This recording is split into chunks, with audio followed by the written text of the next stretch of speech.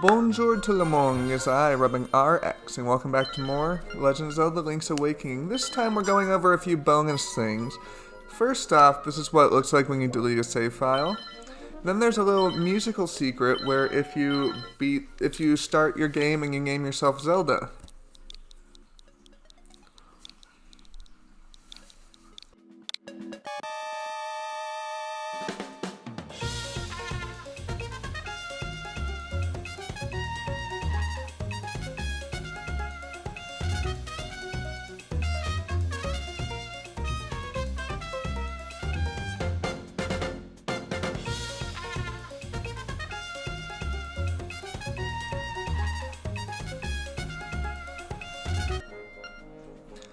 When you complete the game, your file will have a little star on it to show that it's a completed file, and we'll be going in here to show off a few different things.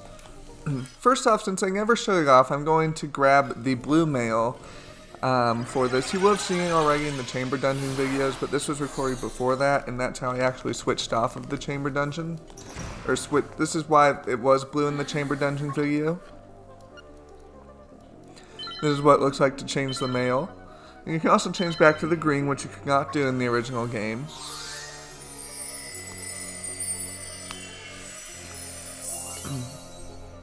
I liked how it looked more in the original. It like dissolved onto you, and then she warped you outside. Next up, here's a few things in normal mode you'd never see in hero mode. There's apples on trees. Picked an apple, delicious, and also good for some hearts. I found out while I was playing through normal mode that you can get hurt after collecting the heart container before getting the instrument of the sirens. Did you know that?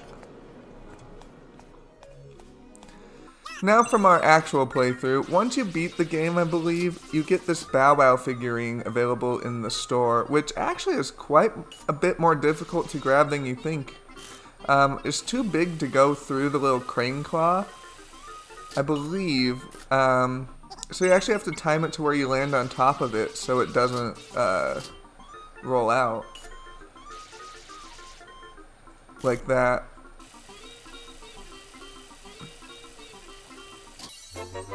When you collect the final figurine, it says, "The Bow Wow figure is scarily realistic." And when you collect all 10 figurines, he gives you a chamber stone. We will be refining that later. And you also only have to pay $5 because you're a champion at his game. Goes in Madame Meow Meow's house, obviously. Put the Bow Wow figure there. Guaranteed to stay perfectly still. So yeah, over at Dompe's shack, we have a few different chamber dungeons, chamber stones to uncover.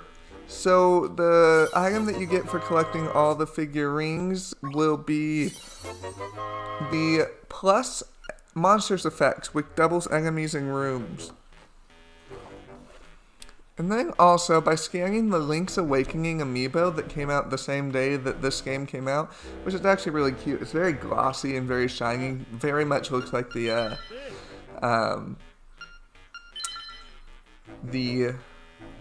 Link in the game. Very much represents it very well. I end up having to got the Great Fairy's Chamber. And the plus Shadow Link effect, which you saw all those. Now this here is the end of normal mode. I'm just going to walk through the whole ending while I kind of talk about the game a bit more. I beat the game in normal mode. I got all but 4 pieces of heart in the heart container from Dompe. I got 45 secret seashells. I realized playing in normal mode that I did not need to use the blue tunic, and I could stick with the red tunic with the sword. I was just so good at the game.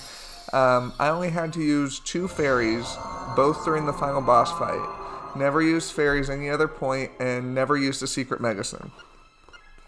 And so at the end of this, we will see what's different when you beat the game 100%, no death. And I just want to talk a little bit about Koholint, because I was actually wrong about some things, not in the game, but just in real life when I've talked to some friends. I want to talk about Koholint and the Windfish. I'm going to read exactly what it says from the encyclopedia, the Legend of Zelda Encyclopedia. Not far from the kingdom of Hyrule, there lives a sky spirit known as the Windfish. Massive and powerful, the Windfish is said to control the wind, and within its dreams lie an entire world. There is where the subtropical Koholint Island resides in the dream of the great whale in the sky. The island is a peaceful domain of song-loving people who know nothing of existence beyond its shores. So the Windfish does exist near Hyrule. This Link is the same Link that traveled through Link to the Past, and he's just on an adventure after that adventure, and so why some of his dreams are the way they are. It is said that life on the island began within a giant egg, the island formed around it, and on the island people and animals were born. Beyond being surrounded by water, Koholint's geography closely resembles that of Hyrule. During the events of Link's awakening, the island has become the target of nightmares attempting to overtake the dream world. The Windfish is unable to wake, its soul fading. It creates a version of itself inside its dream in the form of an owl, awaiting the arrival of the hero who will wake it. As it slumbers, the wind around it kicks up, creating a massive storm. Link, the very same hero from A Link to the Past, is caught up in the storm and marooned on Koholint. The Windfish guides Link on a quest to awaken himself. If the Windfish is woken up, the world will vanish to the parasitic nightmares living off of the dream. This means destruction. To avoid the destruction of the world, the nightmares begin creating monsters. So long as they do not relinquish the musical instruments of awakening, they can obstruct the hero. Unfortunately, the hero wakes the Windfish and escapes the island. Koholint Island vanishes into the sea. Though the world was an illusion, Link's memories remain. It is said that the memories themselves are the world of Koholint Island. So it's just as was said at the end. But the interesting thing is, it's called Link's Awakening because he's waking up the Windfish, which he actually is waking up the Windfish. The Windfish is sleeping and lying dormant while these nightmares are feeding upon his brain or his dreams. It's interesting, though, that it kind of uses parts of Link's dream while making it. This is the Link from Link to the Past, which is why he was dreamt of things like Again and the Ganon from Link to the Past. But also that's interesting is, I don't know why, there's Goombas and stuff in the Windfish's dream. Does the Windfish play Mario games? Does Link play Mario games? Is that why there's all this stuff in the dream? But I was wrong. I did not think the Windfish actually existed, but it does. It's a spirit off the island, similar to things like the guy from Wind Waker, or this book itself compares it to the Ocean King, both being whale-like creatures creating mystical worlds to try to save themselves. And they kind of appear in parallel eras, meaning they could be the same spirit, just in different manifestations as time passes by. And they both are feeding on the spirit of another creature. But I just wanted to talk about that because it's not very clear exactly what Koholint is or why everything is the way it is, but I thought it was interesting, and especially since I was myself proven wrong about how exactly everything is. For now, we'll just wait out the rest of the credits for a bit so we can see what's different about the ending.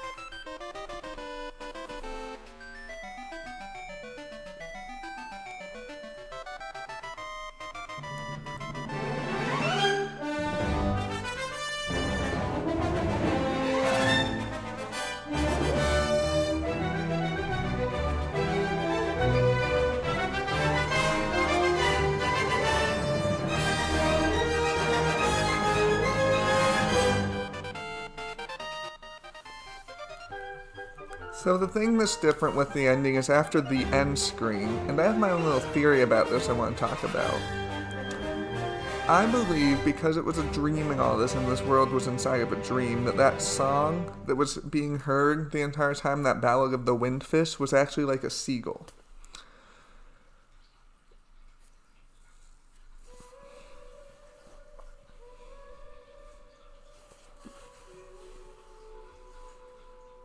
Because Mary herself gets to live her dream of leaving the island as a seagull.